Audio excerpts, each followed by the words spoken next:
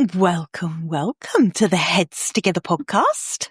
I'm your host, Jill Mokes. Thank you so much for being here with me.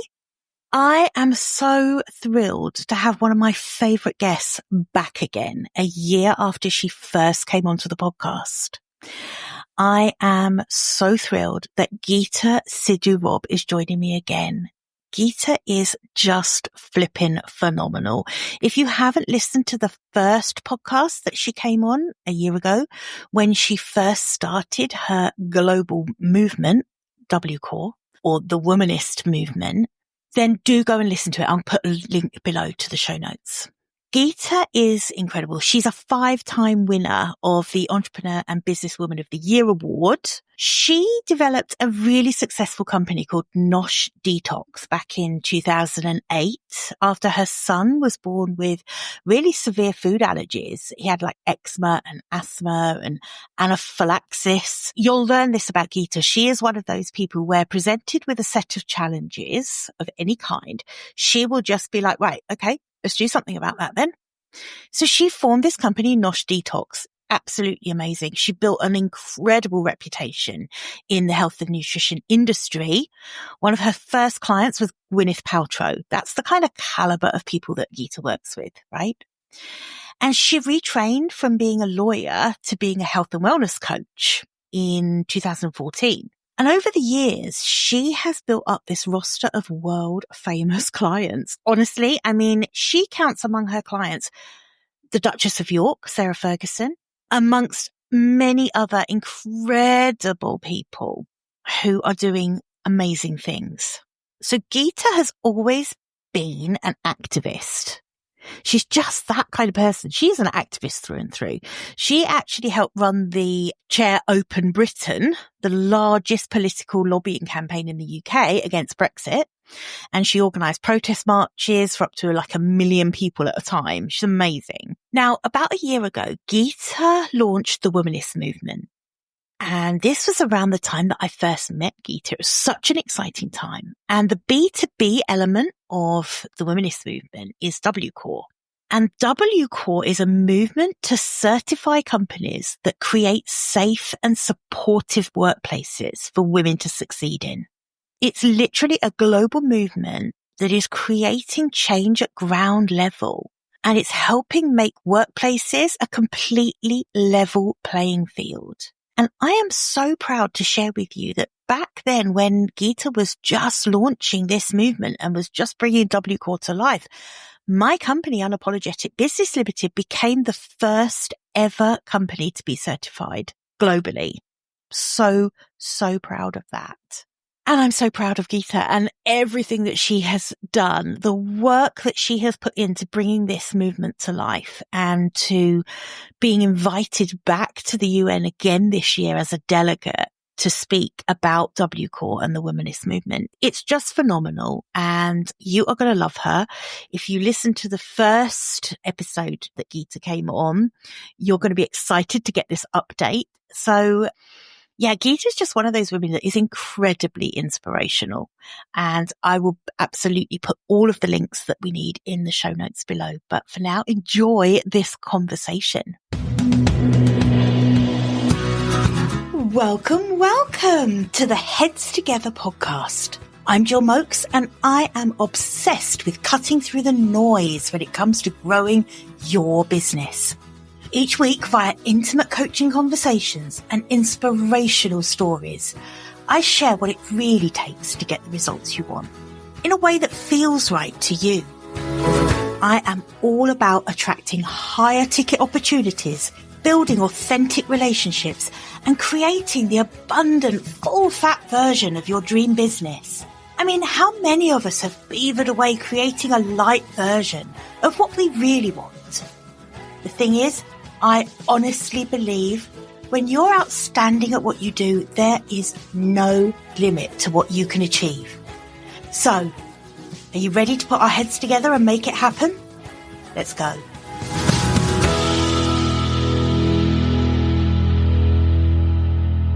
Hey, Geeta, thank you so much for joining me again today. So happy to be here. I was just saying to Geeta, we started chatting and then I was like, actually, we don't need to chat before this because I want this episode to capture all of the chat and the catch up, because Geeta first came onto the podcast about a year ago when she literally just launched WCorp. Yep. And we're going to come on and we're going to talk about what that is shortly.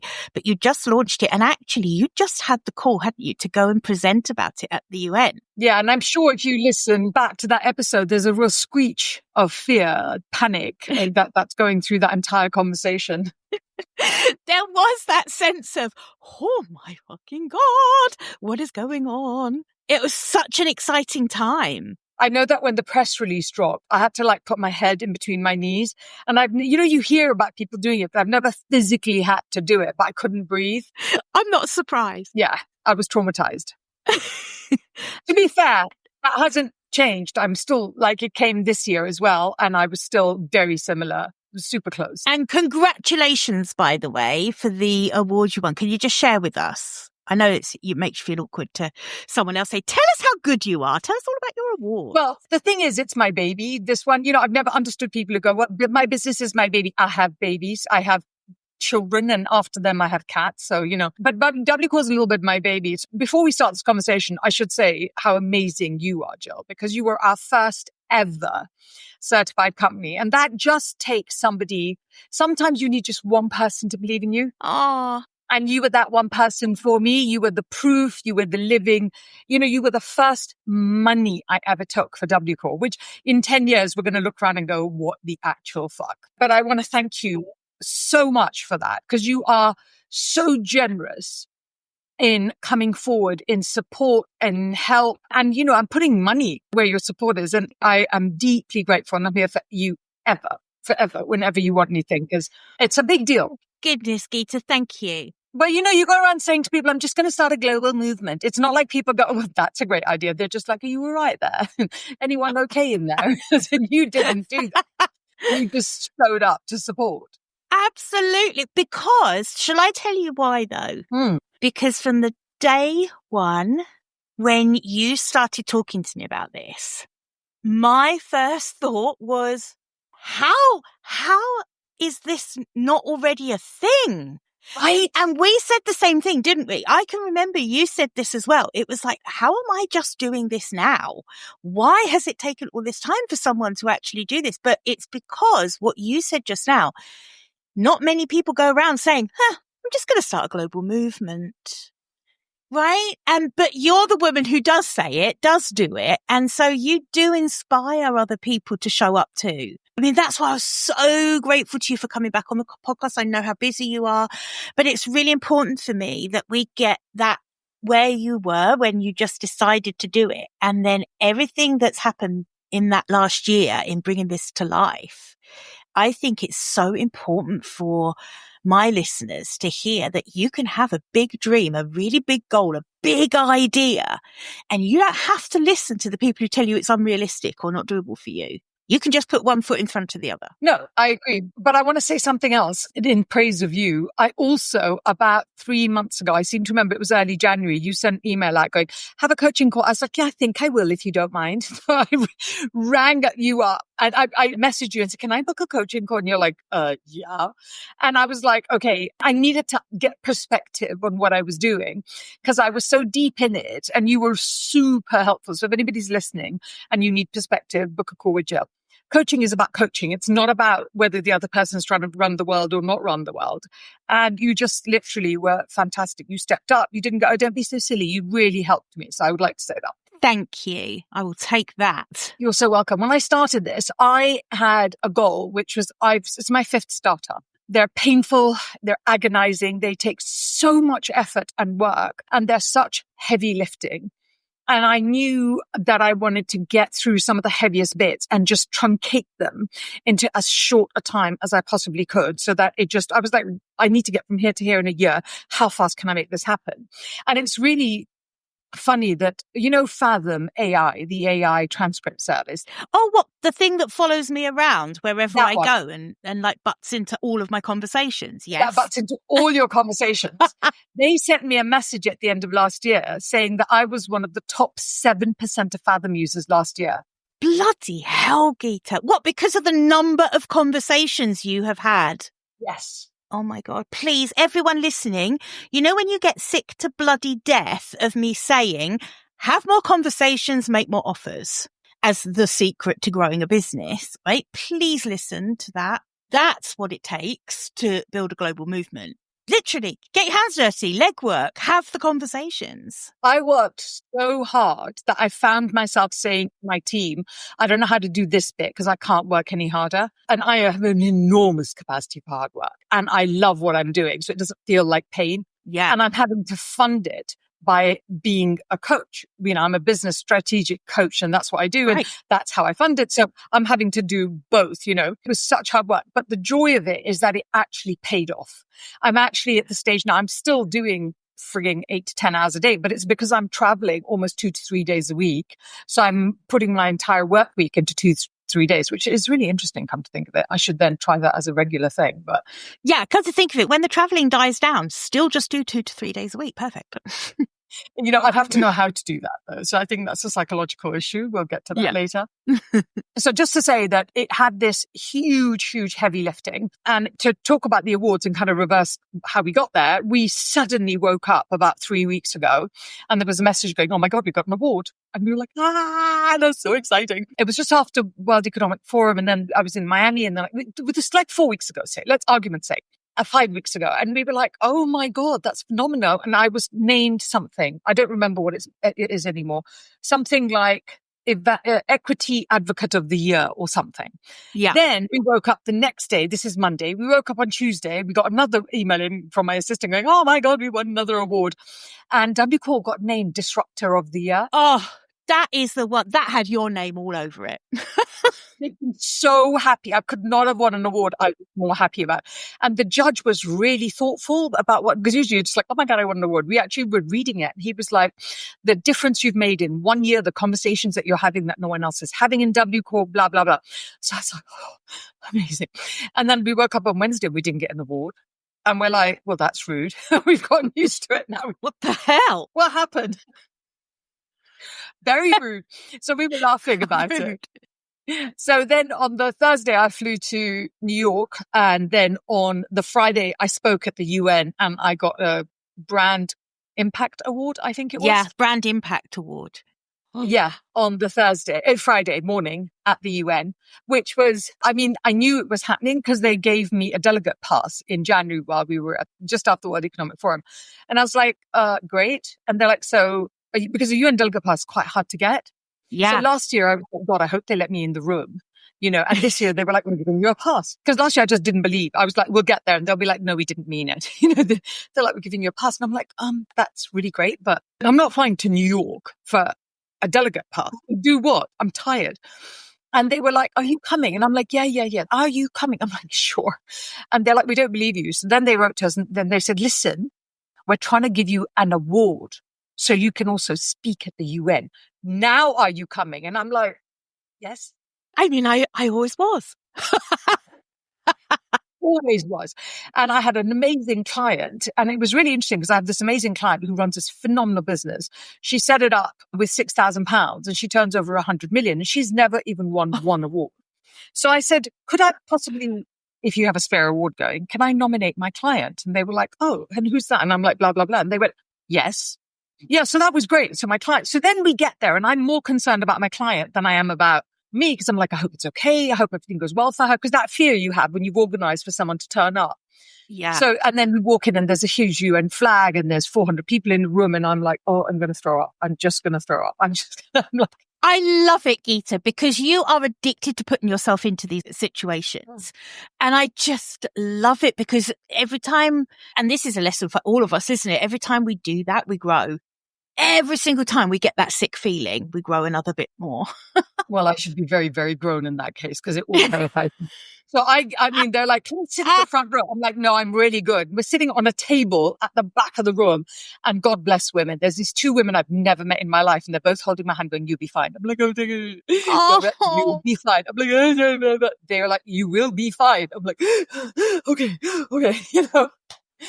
Then one of them had to slap you around the face. Literally. And then when I walked back, because you're trying not to trip, and my daughter helped me put my outfit, and I'm walking back. They were like, "Oh my God, you're, strange. I've never met these women before."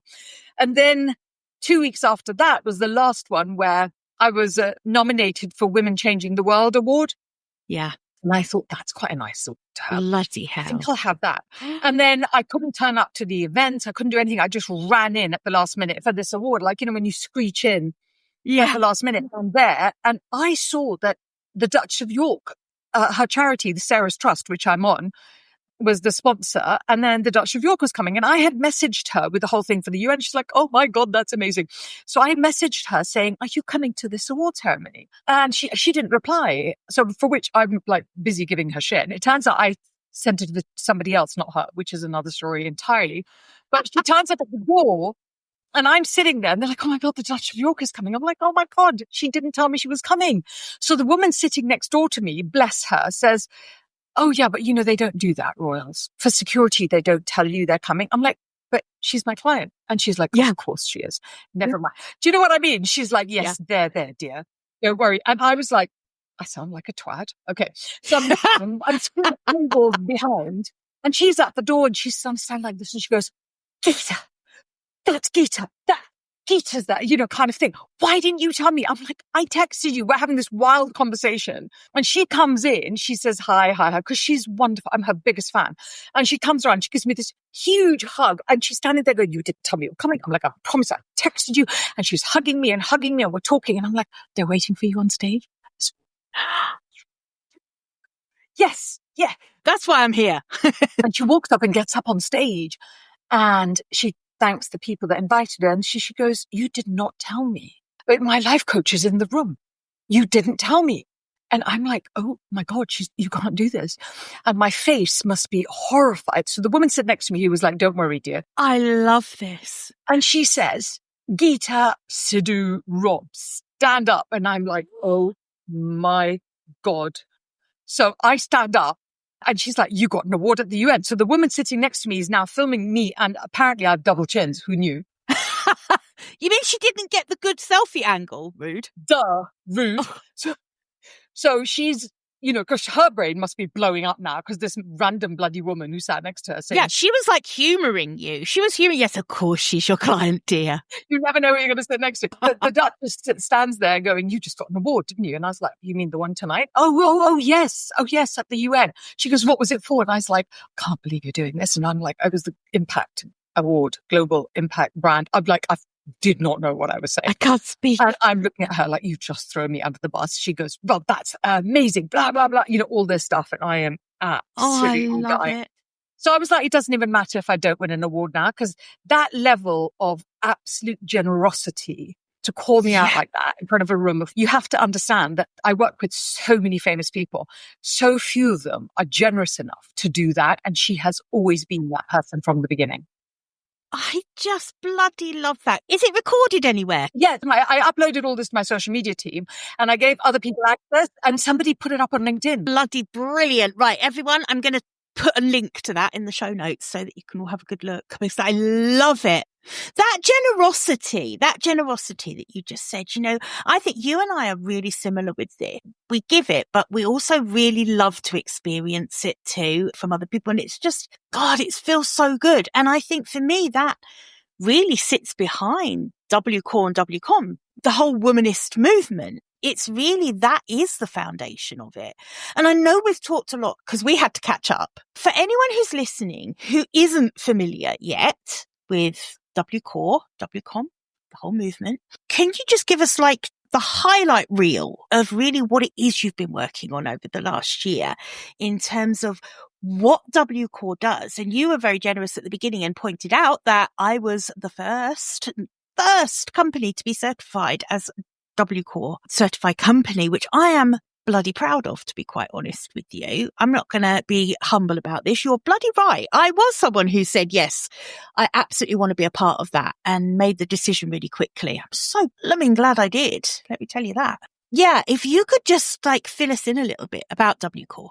No, absolutely. Thank you. The point about WCorp was that I wanted to create a workplace where women could show up to work as women with all our biological glory and never have to say please and thank you for it. And just as a quick recap, I got to this because there was a man who'd been sexually assaulting women in his business, and they never found a way to get anyone to help them, and they kept taking him to court. And it wasn't until the FT did a whole huge expose that anyone listened to them. And I'm like, firstly, this is outrageous. Then my daughter had her periods, and she has quite bad endometriosis, so she missed 2 shifts at her uni's cafe and got fired. And so the 2 things I was like, someone should do something about this. The universe went, hold my beer. And I'm like, oh, damn it. Would that be me then? Because I really didn't want to. Honestly, I was like, can I just sit in my superficial era and stroke Chanel handbags while I lie in Monaco? It turned out that really wasn't in my future just then. I think you knew how big this was going to be back then. No, I didn't. What I did know was that I can get a lot of people to listen to what I'm saying. Interesting. Yeah, no, I honestly didn't. And we still aren't, we're getting there. We're on 6 continents, which is friggin' amazing. But I honestly didn't. I have a massive level of inner humbleness, which I'm very happy with. And I'm going to keep that because it is who I am as a human being. And I think that's important. That's why I fall apart every time something amazing happens. Because, I think as women, we're like that. But I do think that I will do many, many things in support of other women that I would do more than I'm willing to do for myself, if that makes sense. So I just thought, this is so unfair. I'm not going to just let this happen. And it came from there, kind of thing. Then this lovely woman came and said, launch it at the UN. Why don't you? And then we certified like 50 businesses last year, which doesn't feel like a lot to me. And then somebody points out to me that B Corp took 5 years to sign up even one business. So I should be really happy. And I'm like, all right then. Bloody hell, that's an amazing stat. Wow. 50 businesses, that's almost one a week. One business every week saying yes and signing up. That's a nice way to look at it. Yeah. Then we got to the end of last year, just because you speak to women that run businesses. We got to the end of last year and I'm like, this is not working. We got to like October, November, because men are not certifying. They're not seeing the value of it and they don't care. So I booked 74 cold calls to men. Male CEOs. I cold called, because I don't think we've talked about this. I cold called 74 men. I did not know this. Yeah, I reached out to a lot more than that, and 74 said yes. I probably reached out to 400 odd. And so 74 said yes, and I spoke to them. And after the first couple of conversations, I didn't mention sexual assault. I didn't mention anything. I was just like, how is it working with women? Would you like to work with more women? And they're like, we don't care. Just want to make money. Really? That's all we care. Just make money. If they make me more money, that's fine. If they don't, don't care. And it was private, the conversation, so that helped. I didn't record them. I just was like, just tell me. And they were so open and so honest. And they were like, I got like 4 men certified as a result of that. And they were all girl dads, right? And, 3 were girl dads and 1 was a really young guy, because the young generation, he's 30 or something. And it was a really interesting experience. So at the end of that, I came out and I was like, I cannot make this a business if I don't have a steady revenue stream. And there are people, 90% of the businesses in the world are run by men. If they don't want to do this, I can't make this happen. So I thought, how do I make this work? So I was like, all right. So I did 2 things. The first thing I did was I booked myself to speak at all male audiences. See, you just do the thing, Geeta. You just do the bloody thing. You do not know. I still feel nauseous now thinking about it. And so I gave myself, January the 20th was my one or something all-male audience. And the second one was a Tech Bro conference a week and a half after that. So it was 25 minutes the first and about 80. Yeah, I increased the diversity of the room by walking in it, I have to tell you. Yeah. And I was like, right, I need a solution by here that's going to appeal to men. So I worked with my head of marketing and I was like, what are we going to do? Can we create some kind of product where they put their details in, it tells them how much money they'll make. And we use 5 or 6 really robust statistics to prove women bring value to a workplace, which is a freaking stupid conversation to even be having in this day and age. But there we are. In my stomach, I'm remembering. So we created a thing called the ROI Genie, which is an AI bot. And you put your details in it and it pops out and your ROI on hiring women. It tells you how much money you save by not losing the women. And it also then tells you how much more market reach you get, how much productivity goes up, how much profitability goes up, blah, blah, blah. Brilliant. And so I was like, right, now we have to work out how to sell this. So I went to the first conference, the 25 people thing, and I spoke there. You know how you don't know what to say? And I was like, well, if I don't know how to sell this from stage, because my job is on stage, right? If I can't be on stage and say this, then I don't understand how to work out the marketing. So I literally did a deep dive. And there's this amazing book you should read called Storyworthy by Matthew Dicks, Dicks. Do you know, that's so funny because I was looking at his website the other day. For anyone listening, he does a free little membership-y site kind of thing where you can get loads of resources on this. I really liked him. Yeah. I love his book. I read the whole thing. I tried to use it as a way to tell a story. Then I rang him, I sent him an email and go, don't suppose you could spare me an hour? And he went, yeah, it's $500. And I was like, sold. So I paid him $500. And made him go through it with me. And he goes, yeah, I would talk about this, not this, talk about this. And so he helped me to work out what I was going to say. I tested it the first time. It was kind of okay, but 4 men reached out. And that had never happened before. Wow. So I didn't have the ROI Genie working properly, but I had the story right. So then I went to the Tech Bro conference, which was only IT and tech. Like they were those people. And I bet the break time was exciting. They were like, can we make you a QR code for this? And I'm like, you can do whatever you like. Yeah, we invented it yesterday. I was like, feel free. I don't even have a QR code. Whatever makes you happy. Yeah, you go, boy. And they had made it beautiful and it was amazing. And it showed up on screen. It had purpley bits. I'm like, wow. And so I did it there. And then I used the story. And then I did the ROI Genie. And there were 80 men and 27 reached out. Oh my God. Yeah. That's amazing. That's incredible. This is a perfect example as well. Can I just interject just for everyone listening? Can you see how this is a perfect example of how everything in marketing is an experiment? So you take your thing and you experiment one way of presenting it, and then you see how that works, and you look at the data, and then you improve it and you tweak it, and then you experiment again and see what the results are. And that's exactly what you were doing here, wasn't it? Yeah, which is why I don't like marketing strategies, because the strategy implies we're going to have one strategy and that's the way it's going to go. And it implies that it has to be right at the beginning. And it just isn't. And I'm a marketer at heart, really. So I'm like, okay.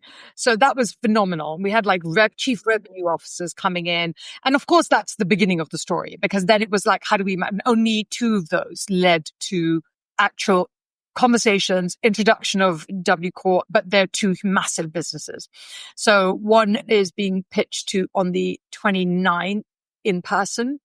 We've done the online pitch. So if you look at those statistics, right, it's from 80 down to 27, down to 2. So there that funnel still needs a bit of work. So we have to work out, once you've filled the ROI Genie out, what do we do with you next? How do we get you to that stage? Yeah, that's the next experiment. Yeah. And I mean, in terms of the goal, the reason why you started this, how has that changed from when you began? Has it changed? Well, the really great thing for us, and not so great for the rest of the world, was that Trump came in and he banned all DEI. And so all the organizations I work with, if they have anything to do with the US, are being forced to issue these awful comments that say things like, we'll take away all our DEI policies and only hire on merit, as though DEI means you're not being hired on merit. So offensive. We're literally the only post-DEI solution. We don't mention DEI. We don't care about your DEI. We don't want you to set up a department or a budget.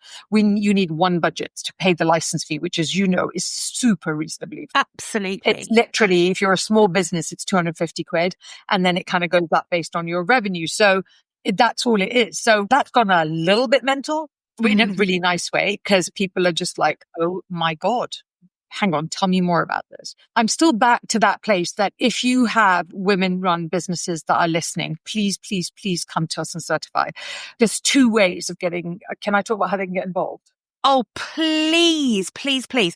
So if you're listening, I just want to agree with what Geeta is saying. If you're listening, please get involved with this, because here's the thing. I'm going to come at it from a completely selfish point of view. It makes you feel bloody good to do something like this. It makes you feel like you're actually having a bit of input into something that feels so massive, because we're not all Geeta Sidhu-Robb. I'm going to be honest with you here, right? We are not all going to be able to whip up enough eyes and ears on us to create a global movement like this. Now, that doesn't mean any of us can't at all. We can, but it does mean that we're not all going to, but this is a really tangible, really accessible way of getting involved with something that makes a difference, because it makes a spider web difference, right? Yeah, you're having impact. And especially in a day in place where Trump is removing all power for women, this is a place where you can feel powerful again, because we've made it. So there's a couple of things. There's two ways of getting involved. One is certification, another is as an ambassador. And in terms of certification, the thing with places like B Corp, they take huge resources and a lot of money to become part of. And I'm like, why would the process is so masculine and headbanging. I'm like, why would I do that? I want women to be part. So if you turn over any amount of business, like you 50, 80,000, 100,000, and you have like one freelancer, come on and get certified, because you can. And the process is like, well, if you're a woman-run business, it tends to be quite short because you're already doing all the right things. So you may as well get a stamp for it. So women-run businesses make me laugh because they kind of go through the certification about 45 minutes because they're like, yes, yes, yes, yes, yes. And you get 108 points and you have to get 80% to pass. Most women-run businesses get at least 100 points. It's just standard. And so we literally charge you based on how the revenue of your business is. So if you're little, we charge you less. And so we need a lot more women to come on board so that what happens is it gets momentum as a movement. And it's the one thing as a woman you can do that other people then can't ignore, because I make sure they can't ignore them and women can come in and be part of the process. The other thing is that we had this lovely woman in Scotland who rang us and said, can I become an ambassador? We're like, yes. She goes, how do I do that? We're like, you just have. But we'll come back to you. She goes, can I have a contract, please? We're like, yeah. She goes, do you have a job description? We're like, yes. We had no idea what the hell we were doing. And she became our Scottish ambassador. And that just made my brain pop, because I'm a coach, but I'm a very expensive coach. And actually what happened in the ambassador part is that we took her from being a woman who was looking after her kids and had given up her corporate job and was at home and wanted to make a difference, to standing and speaking in front of the First Minister of Scotland a month ago about W. Oh my gosh. That is brilliant. So if you come on as an ambassador, we've now, because we've gotten a bit better at it, now we've created a back end for you to be an ambassador, which has some training on it. You come on, you do the training. We give you ability. We give you a little pitch deck you can use to talk locally, because people are looking for ways to speak and be seen and be heard. And we'll give you training on how to do that. It's 250 quid to become an ambassador, a one-off fee forever. Really, we could do that so we can build the portal. And this really lovely man came out of nowhere and said, can I build you a platform for ambassadors? Because I build platforms. And I'm like, yes. He knew someone I knew in Australia. So he's building us a platform for ambassadors. And I told him we don't have any money. And he went, it's okay, I'm doing it because I wanted to. So there's two ways to get involved. So, either one really work. And we're willing to accept any level of information, knowledge, support, because I want this to be about women, by women, for women, Yes, yes, yes. That was one thing that I wanted to just say to everyone. And obviously, if you're listening, I'm going to put all of the links to everything in the show notes. And I really want you to take some action on this. There's a few reasons why. Number one, it's an absolutely bloody amazing project, and it's an amazing business, and it's an amazing way to really demonstrate that you're serious about caring about this. Yeah. You get beautiful badge for your website. You get all of the things you'd expect as a certified company of this movement. So, I would absolutely recommend you do that. The other thing is, I would seriously think about becoming an ambassador, because I'm always banging on about visibility, right? And when you're, a smaller business, or maybe you don't have as built out a personal brand as some people, it can be really difficult, right? To get seen, to get any kind of exposure.